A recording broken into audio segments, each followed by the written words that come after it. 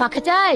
আমাকে চিনতে পারছেন না? আমি দাদার খাস লোক, দাদার সঙ্গে একটু দেখা করতে এসেছি।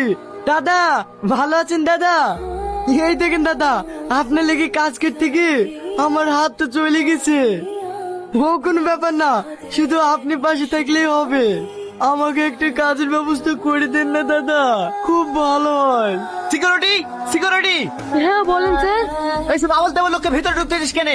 দাদা আপনার জন্য আমি এত কিছু করেছি, আর আজ আমি আপনার কাছে আমন্ত্রণ বলে গেলাম। দেখ, তুই আমার লেগে করেছি, আমিও তোর লেগে করেছি। তোকে আর আমার দরকার নাই, তুই এখন আসতে পারিস। সিকিউরিটি, বাইরে বের করে দাও। থাক, আমাকে আর কষ্ট করে বের করতে হবে না, আমি একাই যাচ্ছি। স্যার, এই ছোট মুখে একটা বড় কথা বলবো। হ্যাঁ বল। ছেলেটা আপনার এত কাজে লেগেছে, আর আজ ওর দুর্দিনে ছেলেটাকে আপনি এইভাবে তাড়ি দিলেন। ওসব তুই বুঝবি নি, সামনে ইলেকশন, কোন নিউজে লোক যদি ওকে আমার বাড়িতে দেখে তাহলে এক্ষুনি হাইলাইট হয়ে যাবে।